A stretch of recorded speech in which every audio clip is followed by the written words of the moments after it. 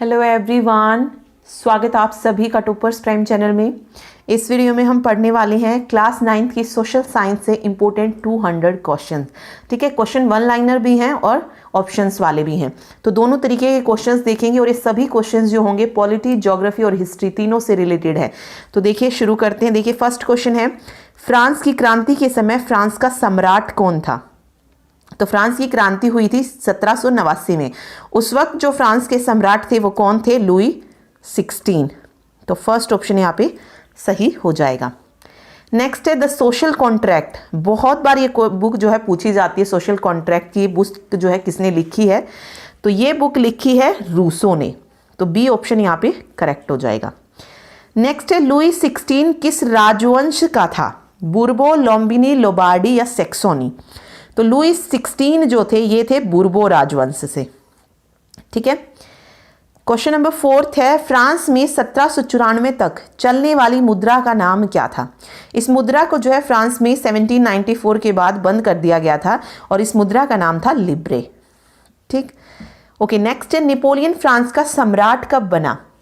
Napoleon France का सम्राट बना था 1804 में।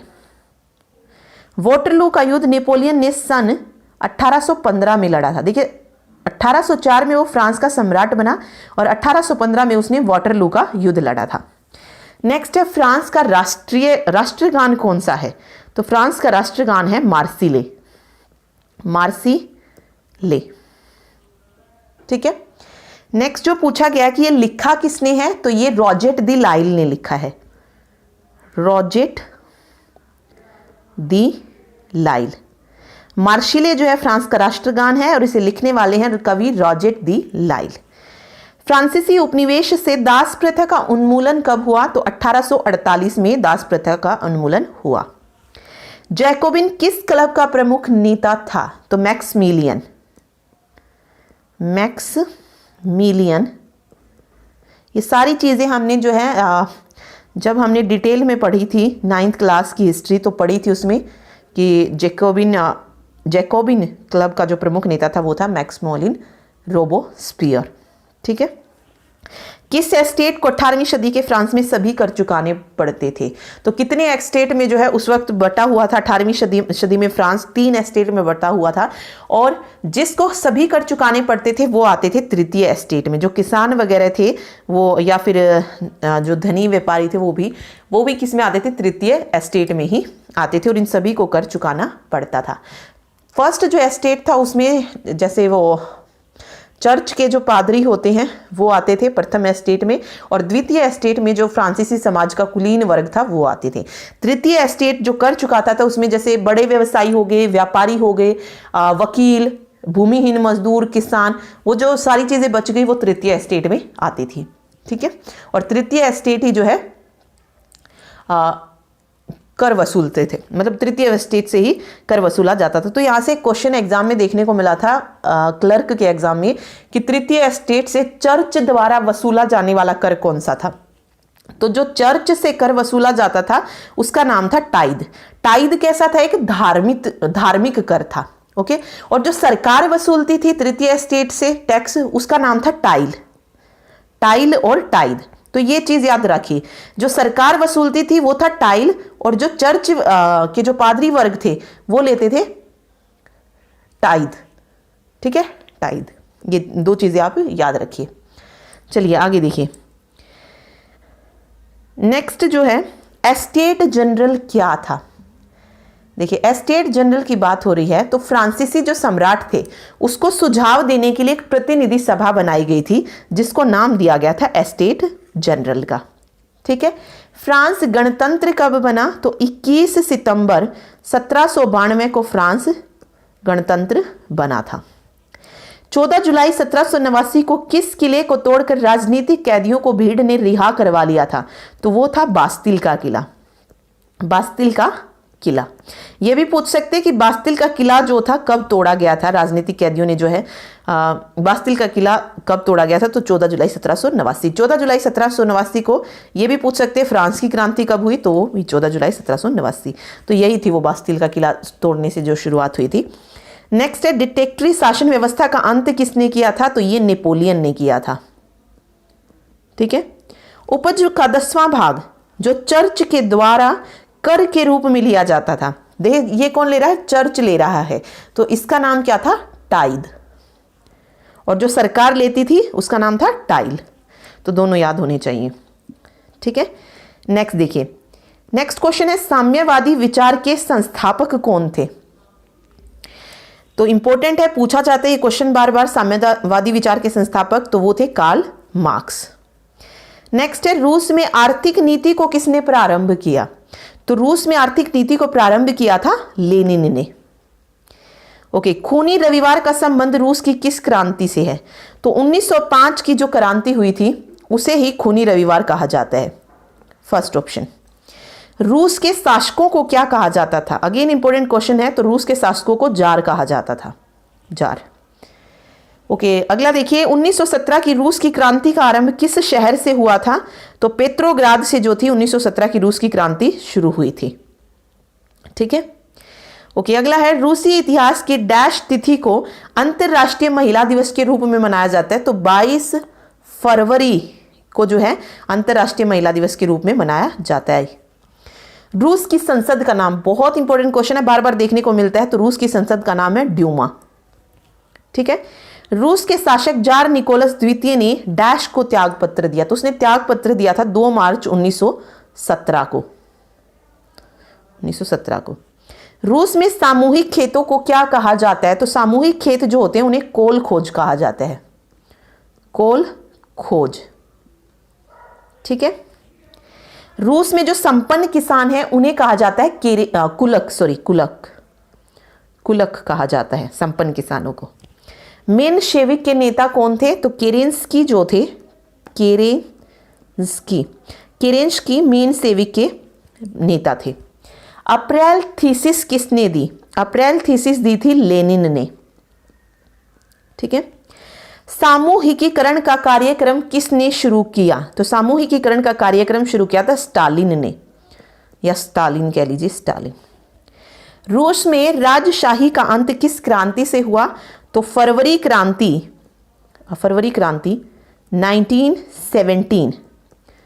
1917 की जो फरवरी क्रांति थी उससे रूस में राजशाही का अंत हुआ था।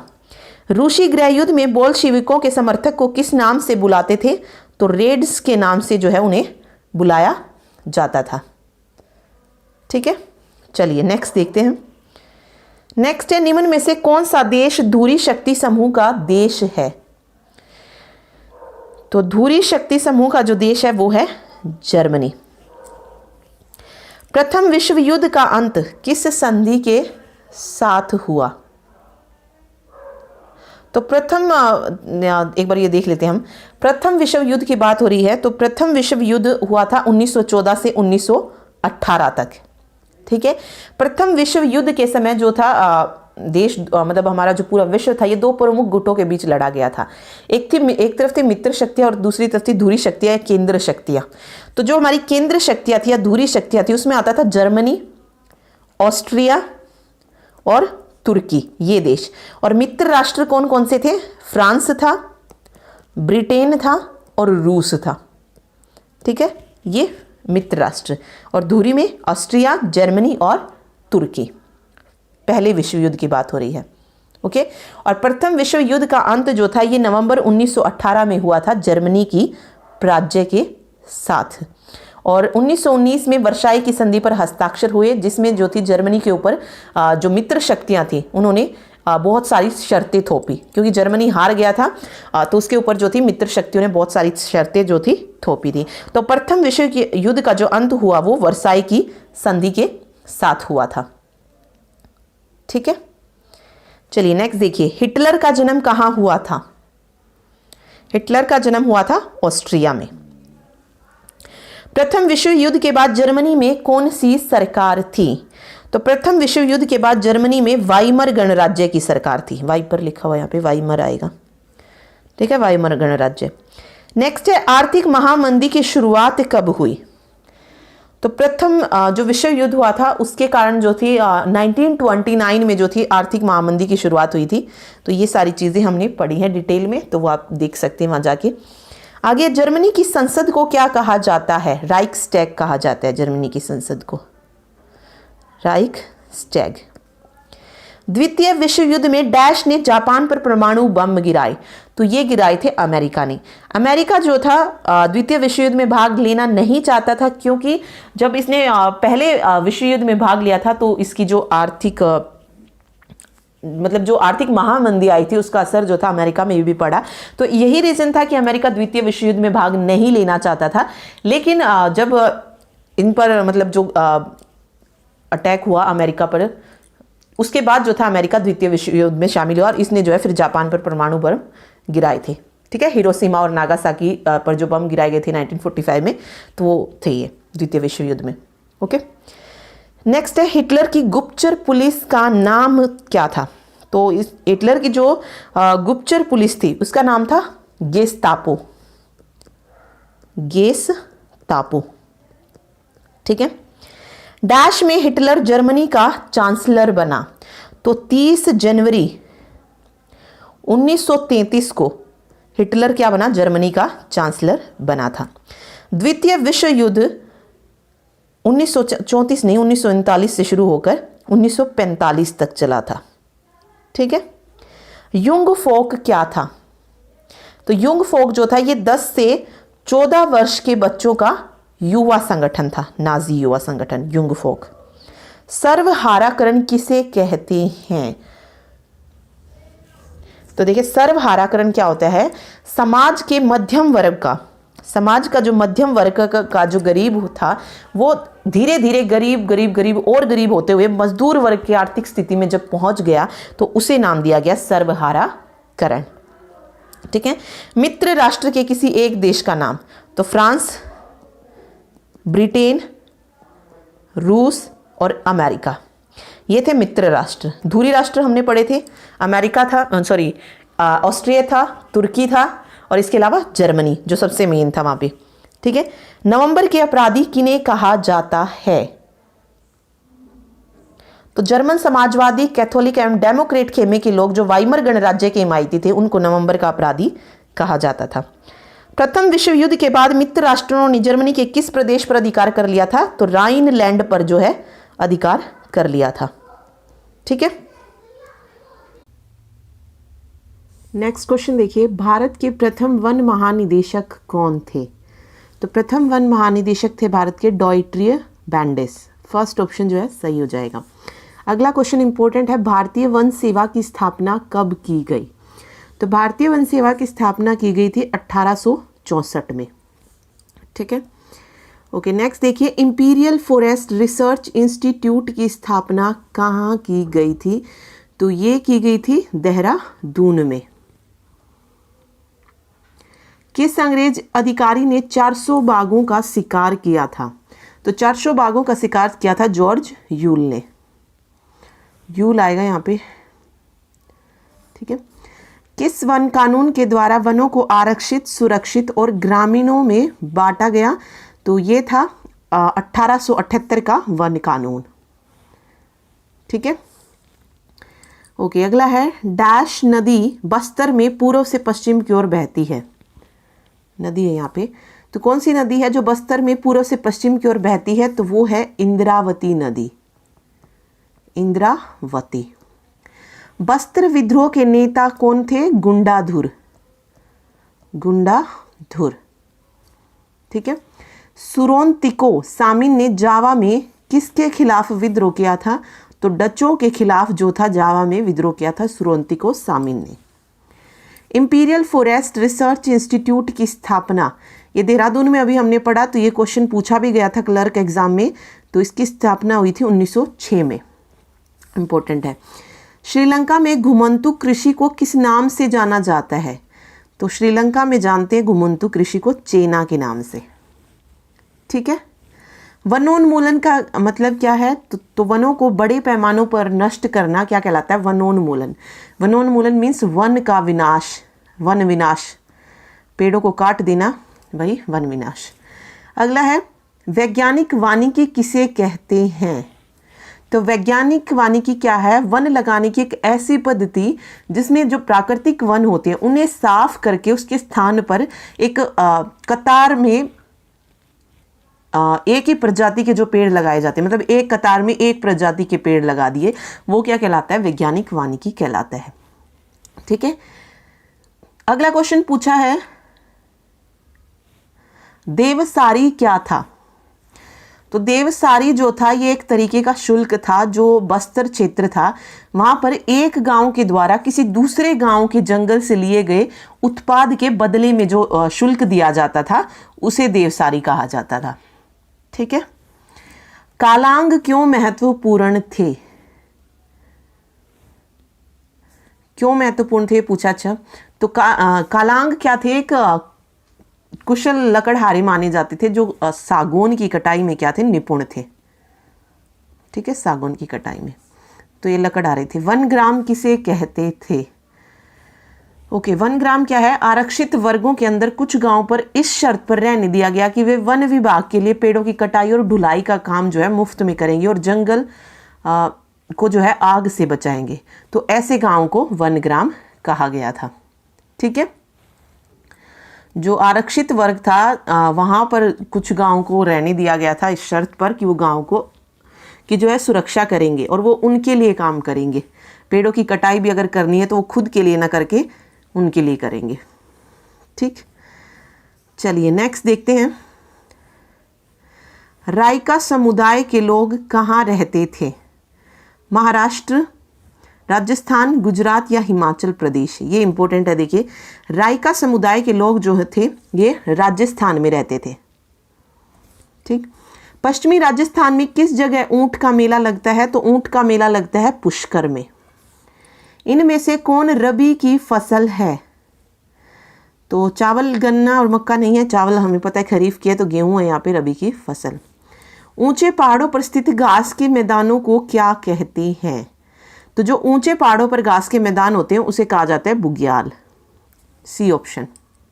ठीक है, नेक्स्ट देखिए, कीनिया का एक घुमंतू चरवाहा समूह है। कीनिया का बताना है तो वो है मसाई। ठीक है, रबी की फसल डैश ऋतु से पहले काटी जाती है? तो ग्रीष्म ऋतु से पहले काटी जाती है। गुज्जर बकरवाल ये किस राज्य में रहते हैं? जम्मू कश्मीर में। घुमंतू चरवाहा समुदाय एक स्थान से दूसरे स्थान क्यों जाते हैं? तो घुमंतू चरवाहा पशुओं के जो है चारे की खोज में एक जगह से दूसरी जगह जाते हैं। जैसे वो एक जगह पर पहले उन्हें चराते हैं, फिर थोड़े दिन के बाद वहां से चले जाते हैं किसी दूसरी जगह पशुओं के चारे की खोज में। ठीक है, मसाई समाज में दो सामाजिक समूह थे। तो मसाई समाज हमने पढ़ा, कीनिया का एक घुमंतू चरवाहा समूह था मसाई, तो उसमें भी दो सामाजिक समूह थे, एक था वरिष्ठ जन और दूसरा था योद्धा। ठीक है, अपराधी जनजाति अधिनियम डैश ईस्वी में पारित किया गया? तो 1871 ईस्वी में पारित किया गया। घुमंतू चरवाहा किसे कहते हैं? तो देख, घुमंतू चरवाहा कौन होते हैं? जो पशुओं के साथ आजीविका की खोज में एक स्थान से दूसरे स्थान पर घूमते रहते हैं, वो घुमंतू चरवाहा होते हैं। ठीक है, गद्दी समुदाय के लोगों द्वारा व्यापार किए जाने वाले किन्हीं दो उत्पादों के नाम लिखे? तो ऊन का और दुग्ध उत्पाद। ठीक है, ऊन से बने उत्पाद और दूध से बने दुग्ध उत्पाद। ठीक, आगे है भावर क्या है?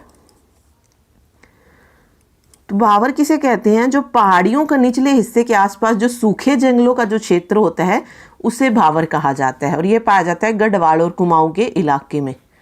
ठीक है, गढ़वाल और कुमाऊं के इलाके में जो पहाड़ियों का निचला हिस्सा है और उसके पास जो सूखे जंगलों का क्षेत्र है उसे क्या कहा जाता है? भावर कहा जाता है।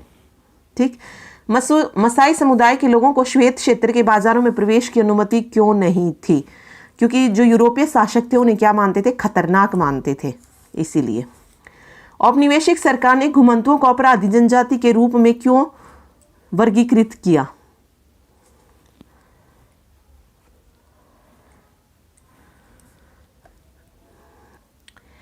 क्योंकि वो औपनिवेशिक सरकार जो थी वो घुमंतुओं को क्या मानती थी? मतलब उन्हें शक की दृष्टि से देखती थी और उन पे नियंत्रण करने की चेष्टा के कारण जो था उन्हें अपराधी जनजाति के रूप में वर्गीकृत किया था। ठीक है, चलिए आगे देखते हैं क्वेश्चन। ज्योग्राफी के क्वेश्चन है, निम्न में से कौन सा अक्षांश वृत्त भारत दो बराबर भागों में विभक्त करता है?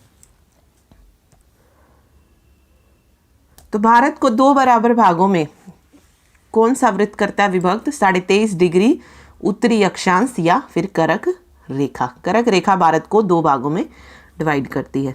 ठीक है, चलिए, भारत का सबसे पूर्वी देशांतर कौन सा है? 96-25, 93 डिग्री 25, 90 डिग्री 75 या 93 डिग्री 50। तो भारत का सबसे पूर्वी देशांतर यहाँ पर पूछा है तो वो है 97 डिग्री 25 पूर्वी देशांतर।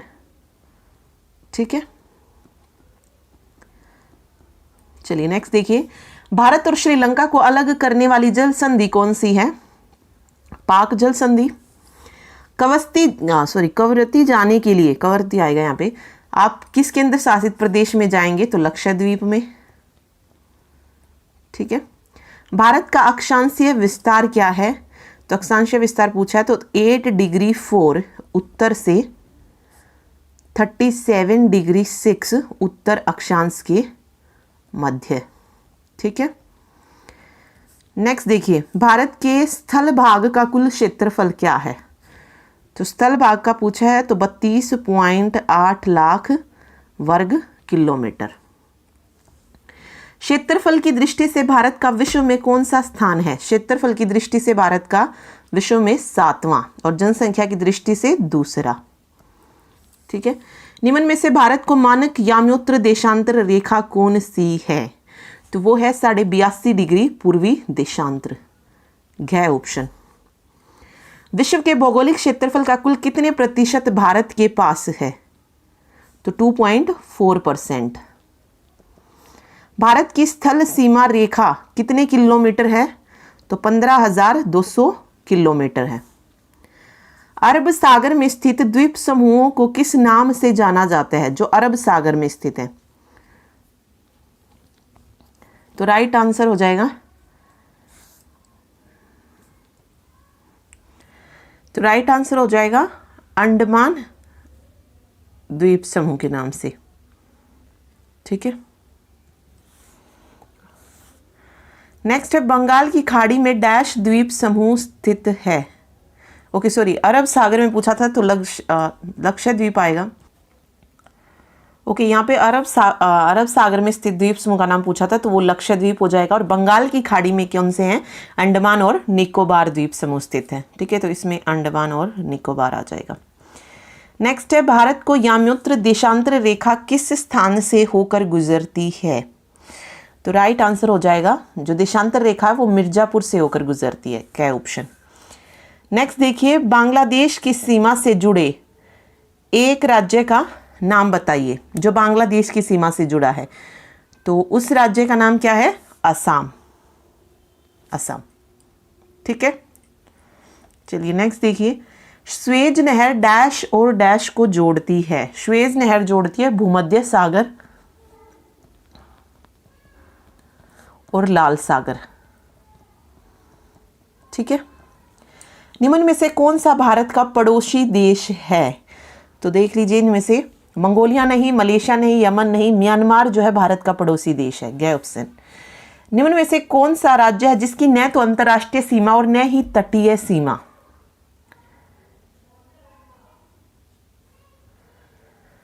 तो यहां पर एक ऐसा राज्य बताना है जो न तो अंतर्राष्ट्रीय सीमा को छूता और न ही तटीय सीमा को। तो जम्मू कश्मीर भी छूता है, केरल तटीय सीमा भी लगती है। ठीक है, महाराष्ट्र में भी लगती है। मध्य प्रदेश जो है एक ऐसा है, वो बिल्कुल उधर गुजरात के उस पार है, तो वो सिर्फ जो है भारत के ही राज्यों से लगता है, ना अंतर्राष्ट्रीय सीमा और ना ही तटीय सीमा। तो ख ऑप्शन यहाँ पे सही हो जाएगा। निम्न में से सबसे लंबी तटरेखा वाला राज्य है? तो बार बार ये क्वेश्चन आता है, गुजरात है सबसे लंबी तटरेखा वाला राज्य। भारत का कौन सा राज्य 3 तरफ से बांग्लादेश से घिरा है? तो भारत का कौन सा ऐसा राज्य है जो तीनों तरफ से बांग्लादेश लगता है, मतलब, तो वो है त्रिपुरा। ठीक है, चलिए नेक्स्ट देखिए, हिमालय के रूप में ऊपर उठने के कारण किस समुद्र की समाप्ति हुई थी?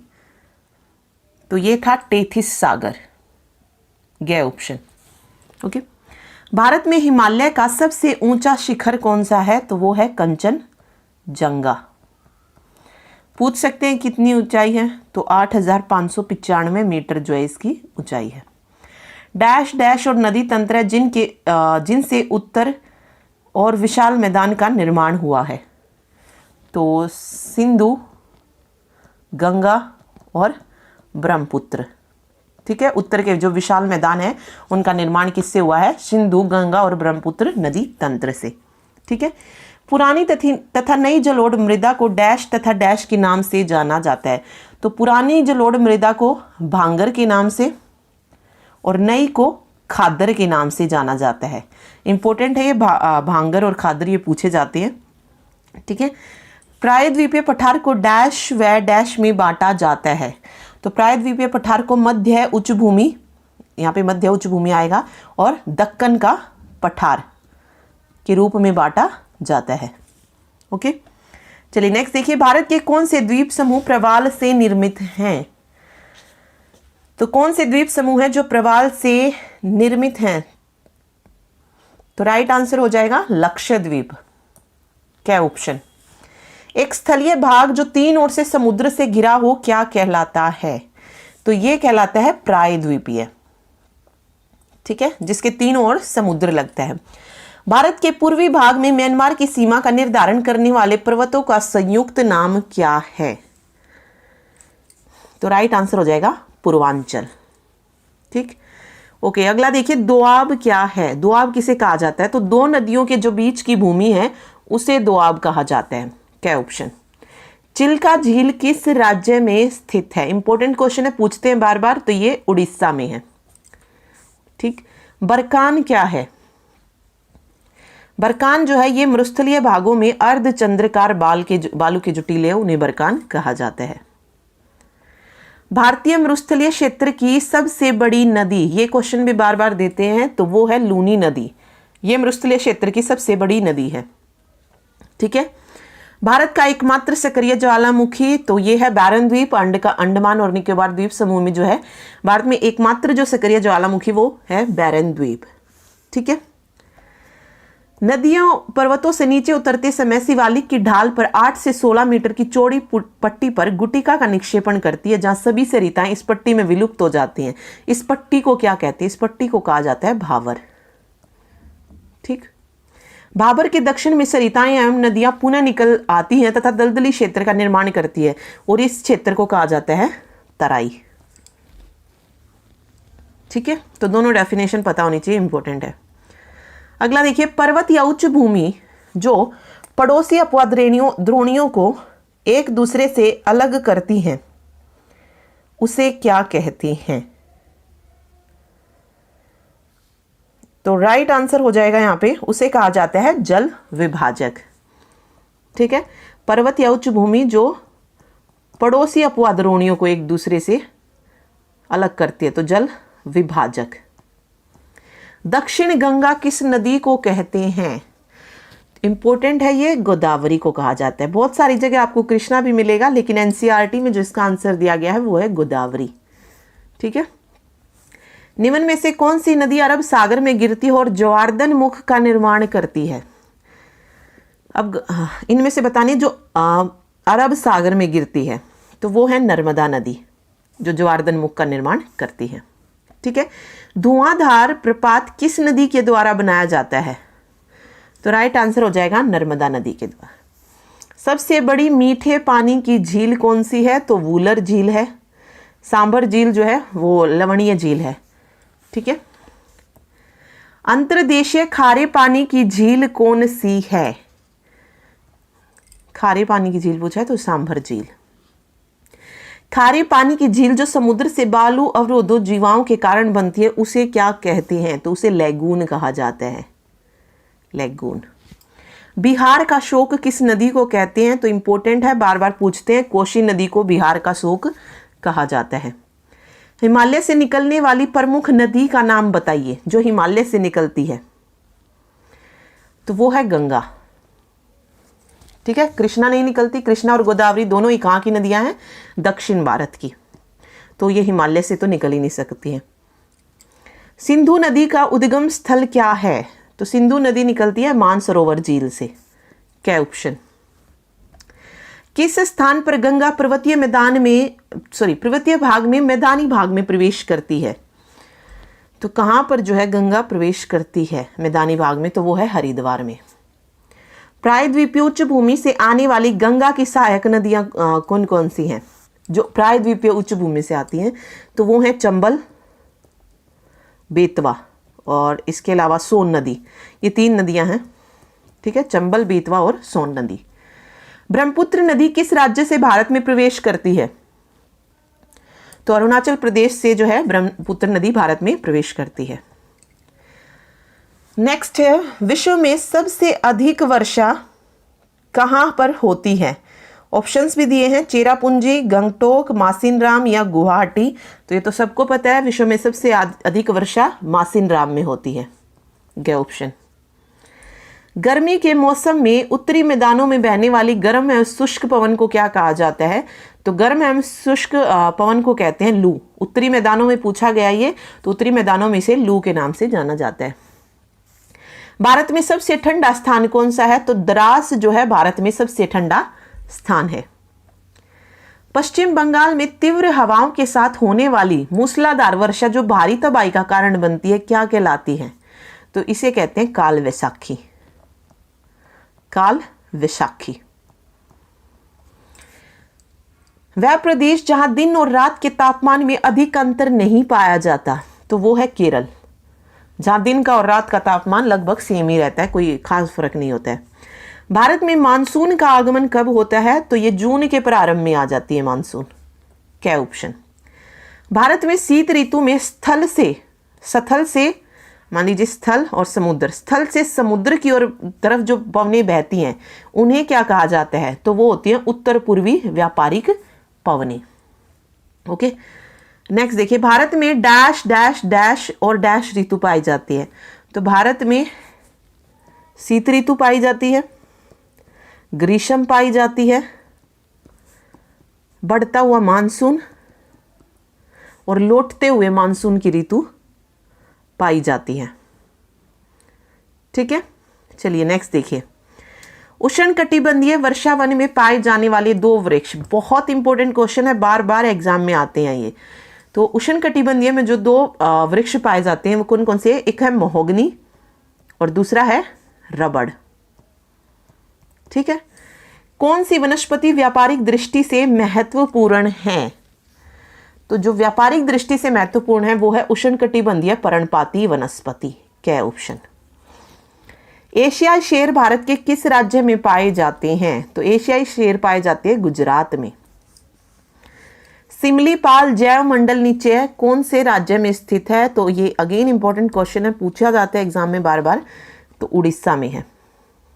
क्या ऑप्शन? ठीक है, भारत में जीव जंतुओं की कितनी प्रजातियां पाई जाती हैं? तो 90,000, लगभग 90,000 प्रजातियां पाई जाती है जीव जंतुओं की। भारत में जैव सुरक्षा अधिनियम कब लागू किया गया? तो ये आया था 1972 में। तटीय प्रदेशों में कौन से वन ज्वार से प्रभावित होते हैं? ज्वार से जो प्रभावित होते हैं कौन से वन हैं? वो है मैंग्रोव वन। क्या ऑप्शन? डैश और डैश औषधीय पौधों के उदाहरण हैं। तो नीम और तुलसी।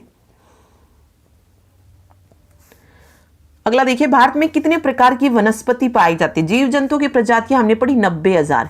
अब वनस्पति की बात हो रही है तो भारत में 47,000 आएगा, 100 लिखा हुआ यहाँ पे। तो 47,000 प्रकार की जो है वनस्पति पाई जाती है। क्या ऑप्शन? ठीक है, चलिए अगला देखिए, नेक्स्ट है, एक निश्चित समय अंतराल में जनसंख्या की आधिकारिक गणना को क्या कहते हैं? तो इसे क्या कहेंगे? जनगणना कहा जाता है। तो क्या ऑप्शन सही हो जाएगा? विश्व में सबसे अधिक आबादी वाला देश कौन सा है? तो ये सबको पता है, सबसे ज्यादा जनसंख्या चीन की है, फिर भारत की है। वर्तमान में भारत में जनसंख्या घनत्व कितना है? जनसंख्या घनत्व पूछा यहाँ पे, तो 382 व्यक्ति प्रति वर्ग किलोमीटर। ठीक है, विश्व में दूसरा सबसे अधिक जनसंख्या वाला देश है भारत। 2011 की जनगणना के अनुसार भारत का लिंग अनुपात कितना था? 940 था। सबसे कम जनसंख्या वाला राज्य कौन सा है? तो सिक्किम है। एक वर्ष में प्रति 1000 व्यक्तियों में मरने वालों की संख्या को क्या कहा जाता है? तो मृत्यु दर कहा जाता है, मृत्यु दर। ठीक है, चलिए, भारत की जनसंख्या में नगरीय जनसंख्या कितने प्रतिशत है? तो ये इंपॉर्टेंट है, इस तरीके का क्वेश्चन पूछा जाता है। तो भारत की जनसंख्या में जो नगरीय जनसंख्या का प्रतिशत है वो है 31.16%। जनसंख्या वृद्धि का मुख्य कारण क्या है? तो वो है मृत्यु दर में गिरावट। ठीक है, मृत्यु दर में जो है गिरावट आने के कारण जनसंख्या वृद्धि बढ़ रही है। ठीक, ओके, अगला है कोई एक अलोकतांत्रिक कार्य लिखिए। तो यहां पे अलोकतांत्रिक कार्य पूछा है, तो अलोकतांत्रिक कार्य कौन सा हो सकता है? चुनाव आयोग का स्वतंत्र ना होना, ये भी एक अलोकतांत्रिक कार्य है। ठीक है, उस नेता का नाम बताइए जिसने जर्मनी में तानाशाही सरकार की स्थापना की थी। जर्मनी में, तो इंपॉर्टेंट है ये, हिटलर ने की थी। किसी एक ऐसे देश का नाम बताए जो लोकतांत्रिक नहीं है, तो वो म्यांमार है। अब्राहम लिंकन ने लोकतंत्र को कैसे परिभाषित किया? तो अब्राहम लिंकन ने क्या कहा था लोकतंत्र के लिए? कि एक ऐसी सरकार जो किसकी हो? लोगों की हो, लोगों के लिए हो और लोगों के द्वारा बनाई गई हो। तो ये जो थी अब्राहम ने लोकतंत्र के लिए परिभाषा दी थी। या फिर ऐसे भी पूछा जाता है कि ये किसने कहा था कि एक ऐसी सरकार जो लोगों की हो, लोगों के लिए और लोगों द्वारा बनाई गई हो। तो ये अब्राहम लिंकन ने कहा था। तो ये पूछा जाता है, दो तरीके से पूछ सकते हैं। ठीक है, निम्नलिखित में से किसने अक्टूबर 1999 में पाकिस्तान में सैनिक तख्तापलट की अगुवाई की थी? तो ये की थी परवेज मुशर्रफ ने। लोकतंत्र में अंतिम निर्णय लेने की शक्ति किसके पास होनी चाहिए? तो लोकतंत्र की बात हो रही है तो ऑब्वियस है अंतिम निर्णय लेने की शक्ति जनता के पास ही होनी चाहिए। निम्नलिखित में से किस देश में केवल शासक दल ही चुनाव लड़ सकता है? तो वो है मैक्सिको। सऊदी अरब में समाज के किस वर्ग को वोट डालने का अधिकार नहीं है? तो सऊदी अरब में महिलाओं को वोट डालने का अधिकार नहीं है। इनमें से कौन सा लोकतांत्रिक कार्य है? लोकतांत्रिक कार्य बताना है। तो स्वतंत्र न्यायपालिका, बिल्कुल ठीक है। प्रजातंत्र, समानता का अधिकार, ये तीनों ही क्या है? लोकतांत्रिक कार्य है। अगला देखिए, निम्नलिखित का मिलान कीजिए। सबसे पहले है फिजी। यहां पे क्या है? मूल निवासियों के वोट का मूल्य जो है वो अधिक है। नेपाल, राज्य ने अपने अधिकार छोड़ने पर सहमति दी। चीन, राष्ट्रीय जनसंसद। चिले क्या है? सैनिक तानाशाही की समाप्ति। और सीरिया, बाथ पार्टी। ठीक है, चलिए अगला देखिए। नेल्सन मंडेला द्वारा लिखित आत्मकथा का नाम क्या है? ये बहुत इंपॉर्टेंट क्वेश्चन है, पूछा जाता है। तो राइट आंसर क्या हो जाएगा यहाँ पे? The long walk to freedom. The long walk to freedom. ये बुक का नाम देके भी पूछ सकते हैं कि ये बुक किसकी है? तो नेल्सन मंडेला की है। नेल्सन मंडेला कितने वर्षों तक जेल में रहे? तो 28 साल तक जो है वो जेल में रहे। दक्षिण अफ्रीका गणराज्य का नया झंडा कब लहराया? तो 26 अप्रैल 1994 को। दक्षिण अफ्रीका में किस नेता ने नस्ली भेदभाव का विरोध किया था? तो ये नेल्सन मंडेला ने ही किया था। ठीक है, रंग भेद की नीति से क्या तात्पर्य है? तो रंग भेद की नीति क्या थी? नस्ली भेदभाव था। ठीक है, तो यहां पे नस्ली भेदभाव आएगा। चारों ही ऑप्शन गलत है, तो याद रखिए रंग भेद की नीति मीन्स नस्ली भेदभाव। ठीक है, 1948 से 1994 तक रंग भेद की नीति किस देश में चलती रही? तो ये चलती रही साउथ अफ्रीका में।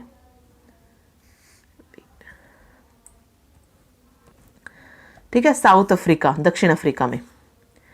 चलिए अगला देखिए, किस पार्टी ने दक्षिण अफ्रीका में आज़ादी की लड़ाई लड़ी? तो अफ्रीकी नेशनल कांग्रेस ने जो थी दक्षिण अफ्रीका में आज़ादी की लड़ाई लड़ी थी।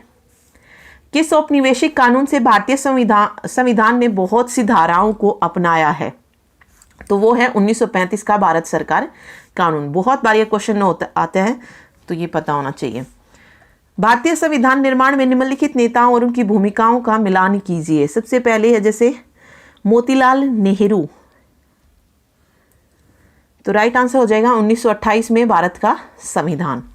भीमराव अंबेडकर, अध्यक्ष प्रारूप कमेटी। राजेंद्र प्रसाद जो थे ये संविधान सभा के अध्यक्ष थे। और सरोजनी नायडू सदस्य संविधान सभा की। ठीक है, अगला देखिए, भारतीय संविधान 26 नवंबर डैश को तैयार हो गया था। 26 नवंबर 1949 को तैयार हो गया था, 1950 को लागू हुआ था। और भारतीय संविधान लिखने वाली सभा में कुल कितने सदस्य थे? 299 सदस्य थे। गांधी जी ने 1931 में संविधान से अपनी अपेक्षा के बारे में किस पत्रिका में लिखा था? तो यंग इंडिया, इंपॉर्टेंट क्वेश्चन है ये, यंग इंडिया पत्रिका में लिखा था। ठीक है, नेक्स्ट देखिए, निर्वाचन क्षेत्र या सीट किसे कहते हैं? तो निर्वाचन क्षेत्र किसे कहा जाता है या सीट जो पूछा गया है यहाँ पे, तो चुनाव के उद्देश्य से देश को जो है अनेक क्षेत्रों में बांट दिया जाता है और हर क्षेत्र में एक सीट होती है। ठीक है, तो उसे ही कहा जाता है निर्वाचन क्षेत्र या सीट। इस समय संसद के चुनाव के लिए कितने निर्वाचन क्षेत्र हैं? तो 543 है। वोटर लिस्ट किसे कहते हैं? तो जो मतदान की योग्यता रखने वाले जो लोगों की सूची होती है उसे कहा जाता है वोटर लिस्ट। मध्यावधि चुनाव से आप क्या समझते हैं? तो मध्यावधि चुनाव कौन से होते हैं? जो निश्चित समय से लोकसभा भंग हो जाती है। ठीक है, लोकसभा भंग होने पर जो चुनाव होते हैं, मतलब उसने अपना कार्यकाल पूरा नहीं किया और उससे पहले ही चुनाव हो गए, तो वो होते हैं मध्यावधि चुनाव। ठीक है, क्षेत्रफल के अनुसार देश का सबसे बड़ा लोकसभा निर्वाचन क्षेत्र कौन सा है? तो लद्दाख है। ये क्वेश्चन भी पूछा गया था क्लर्क एग्जाम में। ठीक है, और सबसे छोटा लोकसभा निर्वाचन क्षेत्र पूछा जाए तो वो है चांदनी चौक। दोनों पता होनी चाहिए। सरकारी अधिकारी चुनाव में किसके आदेश का पालन करते हैं? सरकारी अधिकारी जो है चुनाव में पूछा है, चुनाव में, तो चुनाव में वो चुनाव आयोग के आदेश का पालन करते हैं। लोकसभा में अनुसूचित जातियों के लिए कितनी सीटें आरक्षित हैं? तो 79 सीटें। ये क्वेश्चन भी पूछा गया था एग्जाम में। ठीक है, अनुसूचित जनजातियों के लिए, तो अनुसूचित जनजातियों के लिए 41 सीटें आरक्षित है। नेक्स्ट है, गरीबी हटाओ नारा किसने दिया था? इंदिरा गांधी ने दिया था, इंदिरा गांधी। लोकतंत्र बचाओ नारा किसने दिया? तो लोकतंत्र बचाओ नारा दिया था जनता पार्टी ने।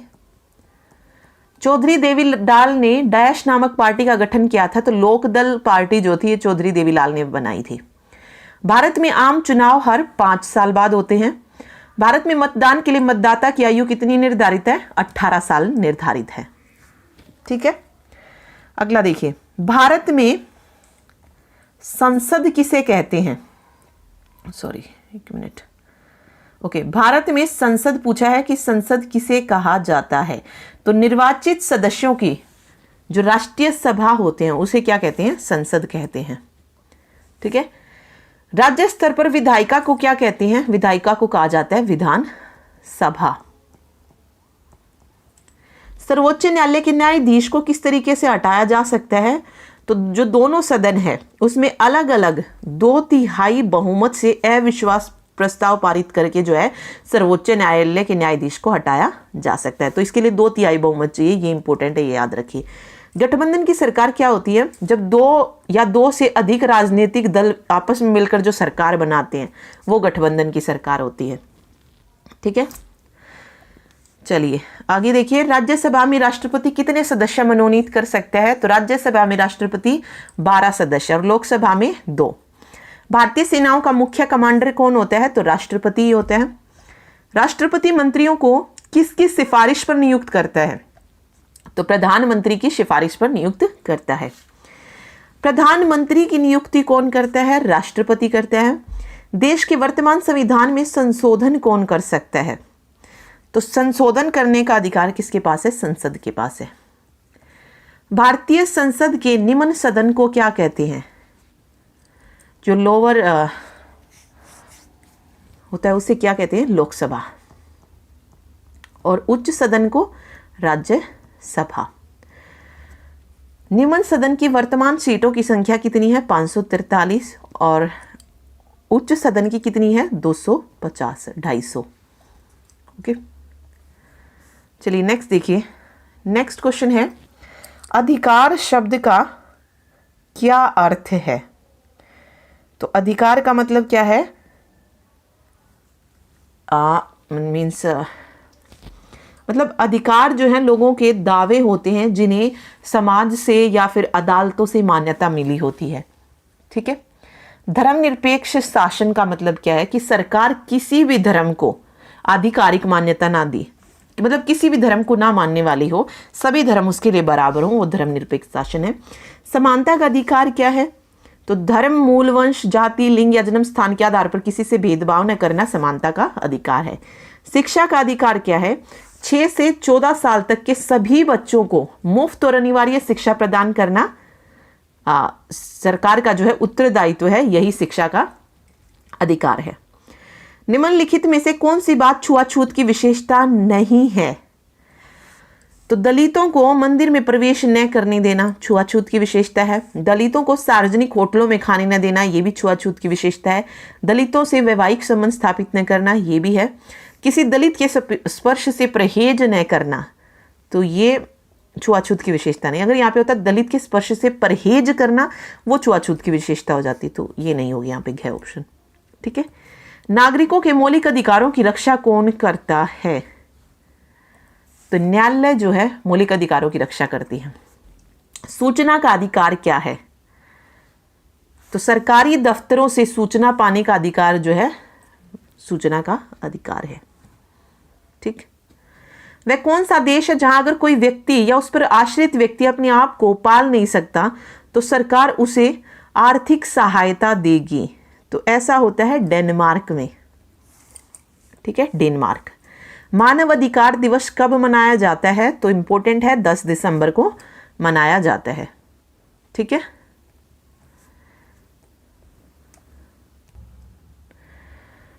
ओके, तो ये थे 9th क्लास की सोशल साइंस से रिलेटेड कुछ इंपॉर्टेंट क्वेश्चन जो एग्जाम में आ सकते हैं। ठीक है। ज़्यादातर क्वेश्चन जो है इसमें से एग्जाम में देखने को भी मिले हैं और बाकी भी आने की पूरे चांसेस हैं, तो ध्यान से पढ़िएगा।